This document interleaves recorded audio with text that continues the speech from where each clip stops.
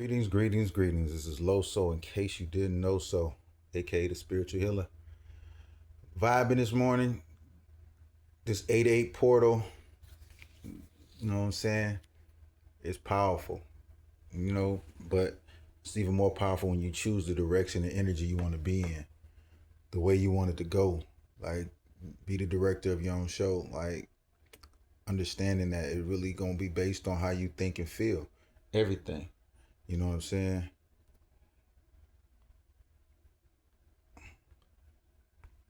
I think my headphones was on. But yeah, this is Loso in case you didn't know. So my first sound might have been kind of muffled, messed up. I had my headphones sitting next to me. But anyways, just today, this 8-8 portal, man, is real. It's real powerful today. And it's a good Friday. You know what I'm saying? Good Friday. Choosing the direction that you want to go is more than just your plan for life. It's your daily duty to pick the energy and direction you want to go. I had a download just now, and it's funny because back in the day, the cartoons used to show when they had a tough decision, it'd be the angel and the devil on the shoulder. And just thinking about that concept, that's really the truth with all decisions. It's your higher self versus your lower self. It's your future self versus your past self or your present self. You know what I'm saying? What you plan to be to against what you are now. Like all your decisions like that, every decision, and even the ones that you may deem insignificant, the small little ones. Matter of fact, the little ones are the ones that influence the bigger ones. I was going through my little mode, you know what I'm saying? Music got me wanting to freestyle and stuff, got me thinking, my mind moving, that fluidity of freestyling. And like just those little decisions you make accumulate and build up. Something as simple as what you gonna eat. Got back to the little room, the Ronald McDonald room, and I saw they had like McDonald's downstairs, and they got, you know what I'm saying? And I was like, I'm about to go get some to eat. And I was like, nah. I jokingly said, that's the devil. Not realizing that that was on my shoulder. Like, go down there and eat bad, be in the energy of the environment. Like, I'm at a hospital. I'm at the Ronald McDonald House. Like, every person you walk by, with the exception of maybe the workers, is in their own world with feelings. They got a kid or some type of loved one in the hospital. Everybody, this whole building has a certain energy about it. And I didn't realize that. So by not realizing that, I fell victim to it, Personal arguments I'm getting into with my son's mother because we didn't let that energy seep in. We didn't let everybody else's discomfort or thought of being in a certain place seep in. So now we lashing out at each other. Now the arguments are really, really insignificant, are not even really arguments. A lot of times, and that's not to happen that recently, but I'm just overall the times since I've been here, like just watching people, like having your child or loved one be in a place of unsurety will bring out all the scary thoughts in your head, all the negative thoughts. And to bring it back full circle, the Ronald McDonald's house is a blessing and a curse. I'm thankful because they gave us somewhere to stay. I don't got to sleep inside the hotel, I mean, not the hotel, but the hospital on a little couch bed. Like, you know what I'm saying? If I got to, I got to. But the fact that they giving us a room and a bed, you know what I'm saying? Like letting us stay, that's beautiful. And they feed us. They feed us breakfast and they feed us dinner.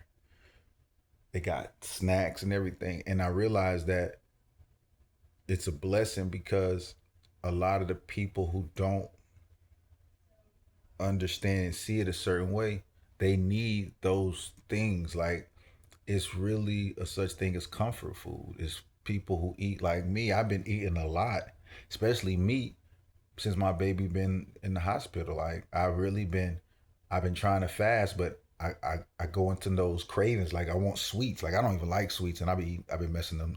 Listen, they bake some cookies, chocolate chip. I be But it's funny because every day, if I see them and I'm first down there, and anytime I don't get them, when I come back, they gone.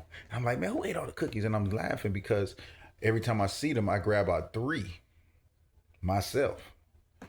So it's arrogant of me to come back when I don't grab none and be like, who ate them all? Like, bro, it would have been me. Like last night, I literally took the last three cookies. I was like, oh. And it's funny because everybody's going through it in here. Like the food they fix is for people to feel better. And we indulge in foods, you know what I'm saying? They don't let you drink or other stuff here. So they feed us like snacks. Like you got cookies. Like they came in the other day, had a tub full of Twinkies. And I get it, man. I get it. They got food in the refrigerators where you can go in there and cook. They got healthy stuff too now. Don't get me wrong. They got salad. Last night we had wraps. They had chicken, bacon, and then they had like the straight, I forgot what they call it, but Caesar wraps, like nothing but vegetables in it. So they cater to everybody. But I just realized that as a species, one of our stereotypes is we all eat when we grieve or sad or emotional or angry. Like emotional eaters are a real thing. And it's funny because I never thought of myself as an emotional eater until I sat back last night. I guess coming into this portal last night, my feelings and my emotions, I was a little bit all over the place. I was going through it yesterday, seriously, and it's because I got control issues. And I think last night I could say I hit my breaking point. I hit my wall. Like last night I was on old school. Who knows the old school Biggie? Fuck the world, don't ask me for shit. Cause everything you get, you gotta work hard for it. Ladies rub you till you don't. But anyways, but as I met the man in Biggie Smalls. But last night I was on some collide and crashing, and I was like, for what? With who? Like, why do I want to go out and fight and do stupid stuff? Why? Because I feel like I'm emotionally built up. So I'm like, so what's really wrong? So I was like, you know, you can't do none of that. So I thought I was doing better. You know, I'm talking to myself, but I was like, shh, I'm doing shadow work. I can't repress everything. So if I can't go out and drink and do whatever else I want to do, I might as well eat. Man, I had looked in the refrigerator. I forgot I had me a little Marco's pizza. Um, three little pieces. You know what I'm saying? Nothing too big, but some pineapples and jalapenos and chicken. Like, still was terrible. Right? So I ate the Marcos. Man, then I walked up to see the baby. He sleep. I'm feeling like I'm feeling like a baser, man. I'm walking back and forth to the hospital room like I literally was there for like 10 minutes just walking back and forth. Like I want to wake him up, but I don't want to sit back in the room. Like, bro, I'm going through it and I'm realizing because I just need to relax. I need to understand that everything's going to happen the way it needs to. And my attention has to be focused. But I was walking back and forth in the room. I mean, in the hospital room, I'm like, I don't want to wake the baby. I was like, I told the lady I'll probably be back. I left there. Now, mind you, I just ate three pieces of pizza and walked over there. Maybe there 10 minutes. It's a 5-minute walk. So let's say a total of 20 minutes. By the time I walked back to the room, I sat down. I was like, I still want to eat. Man, I done went downstairs and looked in the kitchen. They got the leftover chicken wraps from the night before. And I done warmed up some of them, ate some chips. And I said all that to say I realized that even though I couldn't go out and drink and hang out, which I thought was something negative, I sat in there and just overate. Like I woke up this morning, I didn't feel bad this morning, but my stomach was like, bro, you was tripping last night. You know what I'm saying? So I realizing with this new energy for me, I have to dictate what I choose to think about in my choices. So come back full circle. I know that was a lot. That's why I didn't go downstairs and get any McDonald's. That's why I wanted to make this video because I realized every little thing is God and the devil. If you want to make it that way, if you want to make it that extreme, those people who have a passion for doing things, not a procrastinator. I'm a procrastinator. And so ironically, all my devils and my gods are me going forward, doing action or procrastinating. Neither one of them are the wrong answer. Both of them just accumulate and add on to to the complex individual that is me, you know. But everybody has those same things. Something like it's funny because some people they're really meticulous about cleaning up and doing things, and their God and their devil is, do I pick that up on the floor that just fell, or do I walk by like I don't see it? And they will really have clashes. Some people like myself, I used to like with the kids see them drop something on the floor. I'm like, I know they're gonna pick that up and not say nothing, not realizing it was bothering me, not them. And I can convince myself everybody should be clean and everybody, and it's cool. But the reality of it is, when I'm walking out on the street, I don't pick up every piece of trash I see. So why is it that I feel like I need to control my kids to do so? Which I'm not saying you shouldn't, because parenting is about teaching your kids how they want their workspace and their living space to be. But the point I'm making is that everything is, there's always an extreme to it, and you never can get away from that. Like you can be somebody, like people be like, man, I'm a clean freak. They go out to a restaurant and they eat, and then they clean up their section, they put everything in one area and they slide, okay, I used to be a server and da da da, and they'll justify it, right? But they'll be the same ones that'll leave the store after getting a blunt wrapper or a black wrapper and throw that bitch out the window and litter right by their car. But you just took all this time to clean up a table for somebody who get paid to clean up the table. It's funny, but it's only funny because most people don't realize that everything to them is a small God. It's a little God and devil moment, you know, on the shoulders, and they make it seem like it's about, like, whenever the God side wins, whenever their morality wins, they always justify it. It's always a valiant effort. But when they let the devil win, they disregard it. I'm only human. I'm not perfect. I get it. None of us are. And I think by people knowing that all those choices, that they can make the best choice for them. At least they can, and won't act like they were a victim of circumstance. Like, you can. A lot of people play the victim. Dealing with shadow work, there's a lot of people who play the victim. There's a lot of people who the world is always against them. You know what I'm saying? Yesterday, I was in that role. Yesterday, I felt like things were supposed to go my way. I wanted to be the victim yesterday. And had I stayed in that energy, I probably would have made a different video today. I'd have been on some, everybody out there, you know, wanting to pour my heart out to the camera, emotionally charged and stuff, not realizing, first of all, everybody got something going on. And second of all, who really cares? Like, the irony in all this stuff we do is that at the end of the day got to end. And you can leave a legacy. You know what I'm saying? But you don't know how the legacy is going to play out. You don't know. Like, you feel me? My man Abraham Lincoln freed the slaves and was on the penny. I'm pretty sure he ain't shoot for the penny. Not saying it was right or wrong. But then again, the you know, who cares about that? They about to get rid of the money anyway. Point being that everything eventually comes to an end. Everything. Every person that ever knew you is going to eventually anyways, everything has a cycle. My spin on it is, you got to learn to enjoy yourself. What you find enjoyment is really like even when it comes to working really don't matter. The irony in working is, it's still a form of entertainment. Everything we do in this world is for entertainment for ourselves. Watching TV. I mean, even having kids. I mean, the part to making the kids is the entertainment. I mean, few people did it because they were in love or thought they were, or married, or however they justified it. Still was entertainment to pass the time. You feel me?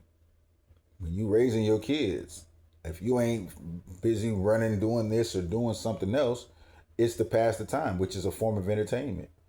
You know what I'm saying? Most of us don't realize even those little decisions are based on how we want it to play out, because most of it is everything's from our perspective. Everything is about what we really feel. Like, I had to really come to grips with that with my situation with my baby. I had a few tough days, and one of my toughest days was wondering, am I being selfish for putting him through certain things, or if I'm being selfish for saying, hey, maybe he's had enough, maybe he's tired. Am I even selfish for having those thoughts? And it's crazy because I only can think from my point of view.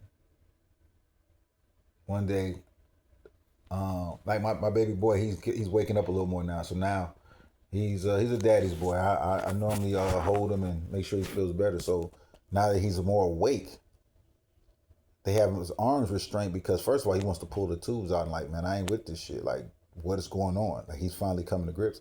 But the second part is he's used to daddy consoling him, telling him it's gonna be okay, picking him up, pulling him away from the bad people. And for a long time it bothered me because I'm like, I can't do that. But I'm partially the reason he's in this situation, you know. And again, that's also the environment. Being around other people who are sad, choosing to feel the sad side of emotion instead of the if you have to say in a sense a not so negative version of it, like finding the positive in every situation. You don't have to. You can find the negative in every situation. And it's crazy because it is induced by the environment. Choices that are made in haste now because of the environment, because you believe it's life or death. And again, it's the devil and God. Faith is a big factor, and faith is really, really what you believe and what you make. Like, how you view yourself, how you view your God is what your faith is going to be based on. Those with a higher sense of self or maybe a conceited vibe or vanity will have a God that reflects that. Or if they're not in tune with their shadow, they'll have a God that condemns that. It's still going to be their truth. And that's the crazy part. Your personality, your personality proceeds to your visions of God. And if you're in touch with your shadow self and you understand your shadow, then your God will reflect all aspects of you.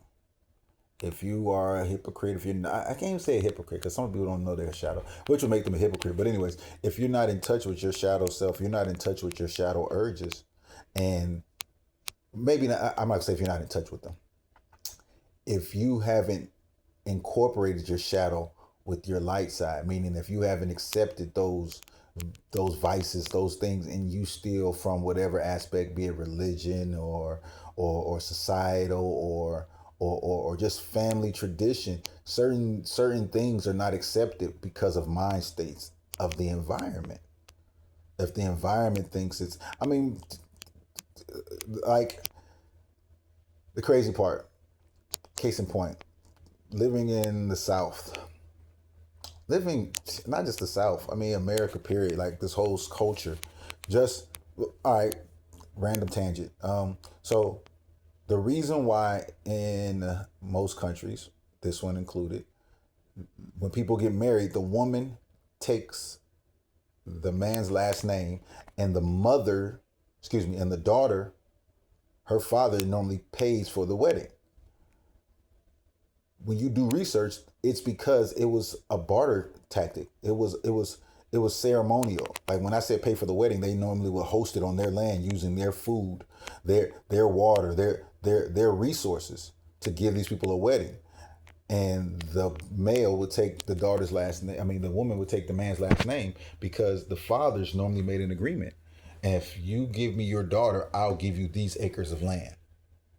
So you put the land in your name and I put your daughter in my name. That was exchange. That was their system of barter. That was how they exchanged goods. The reason why the woman's father would pay for it, because sometimes the land was worth more than just your daughter. So now you have to feed all my family when we come to this event. It's going to be the bonding of families. So now I feel you can have these acres of land, but I got your food and your daughter. So now we good.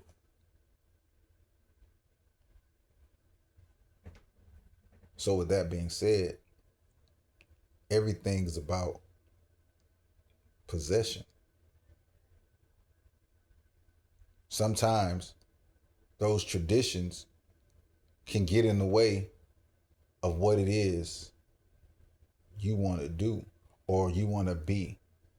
And so the shadow side will make you hold on to those traditions. Like those people who did that, they have certain traditions. You know what I'm saying? Just that aspect. So I'm sorry, my tangent I got lost for a second. So basically, bring it back full circle. When you have your shadow, there's certain things that you may like to do, but you can't excel. You know what I'm saying? Some traditions, some cultures don't drink, but you might be an alcoholic, so you have to hide it.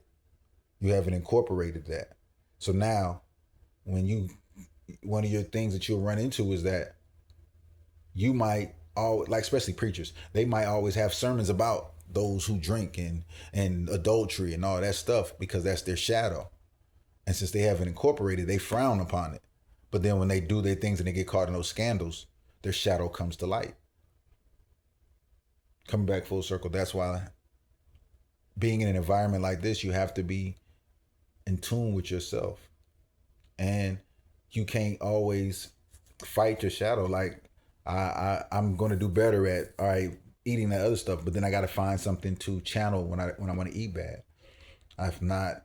I'm not gonna lie. I cut out a lot of stuff. I cut out listening to music, rap music, and stuff like that. I tried to, and I realized those were my shadow trying to speak to me. Certain songs, certain ideas, certain mindsets. I can't get away from. I can't get away from because well, excuse me, not that I can't get away from. I don't need to get away from. I need to incorporate into my regular part of me because that still will allow me not to feel bottled. Because then I'll be boiling over. That's anybody, you know.